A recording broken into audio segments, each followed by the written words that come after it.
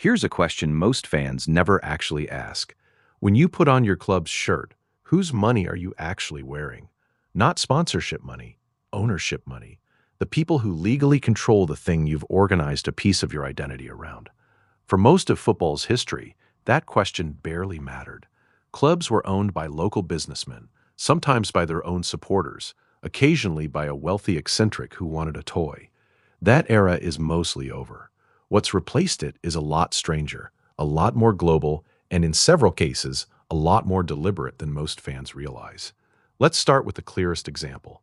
Manchester City are owned by Sheikh Mansour bin Zayed Al Nahyan through a vehicle called Abu Dhabi United Group, and Mansour is the half-brother of the current president of the United Arab Emirates. That's not a private individual buying a football club as a hobby. That's a member of a ruling royal family, backed by sovereign wealth, taking control of one of the biggest sporting properties on earth. City itself sits inside something larger called City Football Group, a holding company that also owns New York City FC, Melbourne City, Mumbai City, and stakes in several other clubs scattered across the globe. The estimated wealth behind the ownership group runs into the trillions in sovereign assets. City's dominance over the past decade hasn't happened in a vacuum. It's been backed by one of the wealthiest ownership structures in the history of organized sport. Newcastle United tells a similar story, and it's the one that actually forced football to confront this issue publicly. In 2021, Saudi Arabia's Public Investment Fund completed a takeover of the club, a deal that most fans, and honestly most football executives, assumed would never be permitted.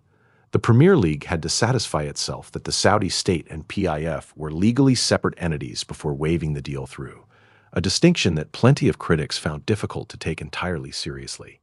What followed was one of the most direct examples of what's now commonly called sportswashing, the strategy of using a high-profile sports investment to redirect global attention away from a country's human rights record and towards something people actually enjoy talking about. Newcastle fans, understandably, were thrilled.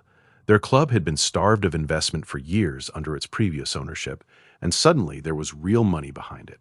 But the wider criticism was never really about Newcastle the football club. It was about what the deal represented, a sovereign state effectively purchasing global goodwill through 90 minutes of entertainment a week. Chelsea's ownership story is different in shape, but just as revealing about where football's money actually comes from now.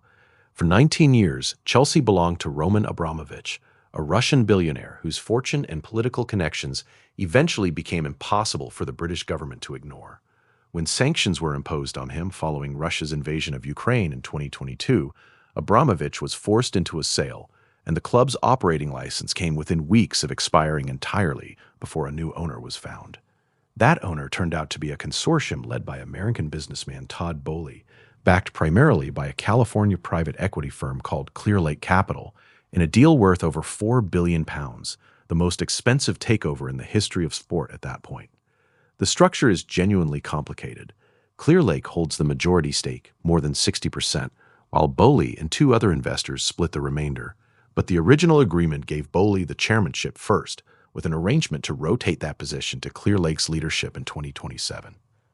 As of this year, reports suggest Boehly and one of his co-investors may be looking to sell their remaining stakes to Clearlake entirely, which would hand the private equity firm full control of one of England's most historically significant clubs. This is what modern football ownership increasingly looks like. Not a person, but a fund, with return on investment calculations sitting somewhere behind every transfer decision. So how does the Premier League actually try to police any of this? The mechanism most fans have never heard of is something called Associated Party Transaction Rules, or APT rules for short. Here's the plain language version of what they do.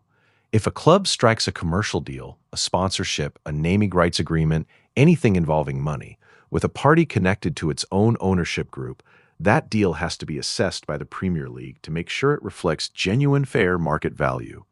The rule exists specifically to stop wealthy owners from disguising direct cash injections as inflated sponsorship deals, essentially paying their own club an enormous sum through a company they also happen to own, then calling it commercial revenue instead of an investment that would otherwise be restricted under financial regulations. Any transaction over £1 million involving a connected party has to be submitted for review, and if the league decides it doesn't reflect fair market value, it can force the club to restate the deal at a lower figure. This rule wasn't written in the abstract. It followed directly from the Newcastle takeover, when it became obvious that a state-backed owner could otherwise funnel essentially unlimited money into a club through sponsorship arrangements with entities it also controlled. Which brings us to multi-club ownership, probably the least understood piece of this entire picture. City Football Group is the most extensive example, but it's far from the only one. INEOS Sport, the group led by British billionaire Jim Ratcliffe, holds a significant stake in Manchester United, while also controlling other clubs. Eagle Football and V Sports represent similar structures elsewhere in the game. The basic idea is simple. Instead of owning one club, an ownership group builds a portfolio, spread across different leagues and continents, using smaller clubs partly as scouting and development pipelines that feed talent and profit upward toward the flagship club. City Football Group has used exactly this model, developing academy players across its network of clubs who can eventually be sold at a profit, which incidentally also helps the flagship club stay compliant with profit and sustainability regulations that would otherwise restrict how much it can spend. Both UEFA and the Premier League have rules explicitly designed to prevent a single owner from controlling multiple clubs that might end up competing against each other in the same competition, since that would create an obvious conflict of interest. The regulations state that no person can be directly or indirectly involved in the management or administration of more than one Premier League club, or hold the power to influence more than one. But the nuance matters enormously here, because the rules are really about control and influence, not simply about financial investment. A group can hold shares in multiple clubs as long as it isn't deemed to control the football operations of more than one. Where exactly that line sits in practice has become one of the most contested and ambiguous areas in modern football governance. There's also a genuine, ongoing fan experience cost to all of this that rarely gets discussed alongside the geopolitics. When a club becomes one piece of a larger multi-club project, supporters sometimes describe a loss of identity, a sense that their club's story isn't being written for them specifically anymore, but is instead one storyline inside a much larger, centrally managed portfolio. Football analysts covering these ownership structures have pointed out that fans rarely view their own club as secondary to anything, and a multi-club project can create exactly that feeling, even when the on-pitch investment is genuinely substantial. None of this is really a simple story of good owners versus bad owners. It's genuinely more complicated than that. Investment from wealthy owners, whether sovereign, private equity, or otherwise, has funded stadium redevelopments, academy expansion, and on-pitch success that fans of smaller or historically underfunded clubs have wanted for decades. Newcastle fans didn't ask for their club to become a geopolitical talking point. They asked for their club to stop being neglected, and by most accounts on the pitch, that's exactly what's happened since the takeover.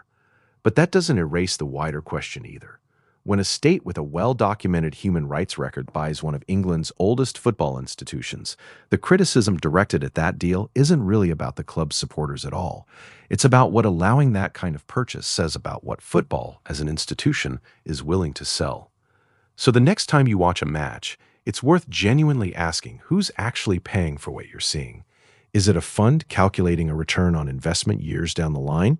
Is it a sovereign state buying attention and goodwill through 90 minutes of entertainment?